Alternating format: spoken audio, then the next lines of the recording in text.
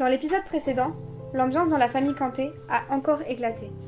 Aminata, après avoir reçu un avertissement de travail, a répandu sa mauvaise humeur et sa colère sur ses deux cadets. Nous avons néanmoins découvert la complicité entre David et Sarah lors de confidences. Sarah s'est exprimée sur sa peur et son mal-être par rapport à ses coups. David, quant à lui a dévoilé son goût pour la pâtisserie. Suite à cette conversation, David a beaucoup réfléchi. Il s'est davantage penché sur la question. Après plusieurs jours de recherche, il trouve une école de pâtisserie qui l'intéresse. Pour y entrer, il faut passer un concours. Il décide alors d'en parler à Sarah. Sarah ? Oui. Regarde. David monte la page web de l'école qu'il a trouvée. Oh, trop bien. Mais du coup, il y a un concours. Va falloir que tu t'entraînes à faire plein de gâteaux, trop cool. Ouais, mais je sais pas, ça m'a l'air galère. Qui te dit que je vais réussir ? Mais si, t'inquiète, t'es trop fort. Faut que tu t'entraînes et ça va le faire. J'ai confiance en toi. Tiens, t'as qu'à faire le gâteau de la dernière fois, tu sais qu'on a vu à la télé là. Même le gars, il l'avait raté. Ouais, mais c'est chaud.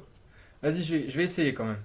Quelques jours plus tard, après avoir acheté tous les instruments de pâtisserie et les ingrédients nécessaires, David se met au fourneau dès 7h du matin, un samedi. Il commence à préparer son plan de travail. Alors, je prends ça, la farine, le sucre, ça, ok, voilà. Je fais revenir un petit peu le beurre. Quelques heures plus tard, la préparation est prête. Elle doit maintenant reposer 3 heures. En attendant, il lit bien la suite de la recette. Une fois le temps écoulé, il s'attaque au dressage très minutieux et complexe. À 16h, le gâteau est enfin prêt, magnifiquement réussi. Oh putain, j'ai réussi, ouais. David, fier de lui, se repose devant la télé. Sekou rentre du travail et se dirige vers la cuisine. Oh putain, j'ai la tête. David est interpellé. Il se lève rapidement et suit Sekou qui se dirige vers la cuisine. Il ouvre le frigo. Oh, c'est quoi ça? Touche pas. Ça a l'air bon. Il dirige son doigt vers le gâteau, puis le plonge dans la crème avec un grand sourire narquois. David, sous le choc, commence à s'énerver et prend le gâteau dans ses bras. Putain, mais t'es sérieux? Qu'est-ce que tu fais là? Putain, mais t'es trop con, quoi. Pour la première fois, David ose aller contre son frère.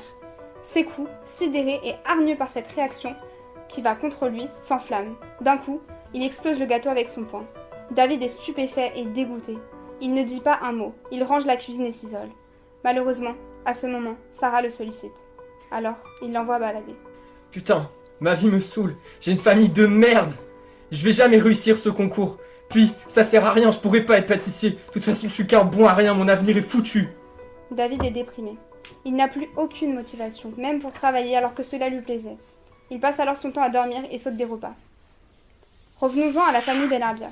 Inès, depuis sa prise de tête avec Sekou, cherche à se changer les idées. Après avoir été motivée par son professeur de sport à exploiter son talent pour l'athlétisme, elle commence ses premiers entraînements.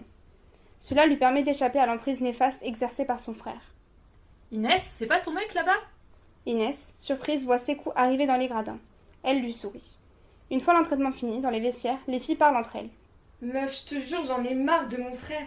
J'ai failli ne pas venir à l'entraînement parce qu'il est trop sur mon dos. Il me surveille tout le temps. Carrément, j'ai dû mettre ce gros jogging de mec pour venir. Ah ouais, MDR, c'est un ouf. Mais je rigole pas. J'ai peur de lui, c'est un malade. Il veut trop me contrôler et ma mère dit rien, ça me saoule. Sérieux?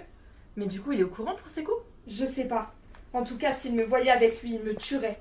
Merde, j'espère qu'il va pas passer par là alors. Bon allez, salut.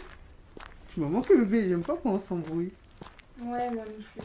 Ça va, t'as pas l'air bien. Si, ça va, t'inquiète. Sekou et Inès se baladent une bonne heure dans le parc d'à côté. Ils passent un bon moment jusqu'à ce que la discussion revienne sur le sujet du comportement de Sekou. Arrête de me prendre la tête avec ça, je t'ai dit, c'est sa faute à lui aussi. T'es sérieux là? Mais je t'ai déjà expliqué, c'est ton frère. Tu lui pourris la vie. Même toi, t'es tout le temps vénère. C'est bon, c'est pas ton problème, je fais ce que je veux. Ok, bah laisse-moi, je rentre seule. Non, je te ramène, il est tard. Quel effet aura le rejet de David envers Sarah? Pourquoi souhaitait-elle lui parler? Qu'avait-elle à dire de si important? Sera-t-il trop tard? Est-ce que David ira mieux et se reprendra en main? Est-ce que les désaccords entre Inès et Sekou vont s'estomper? Sekou changera-t-il son comportement?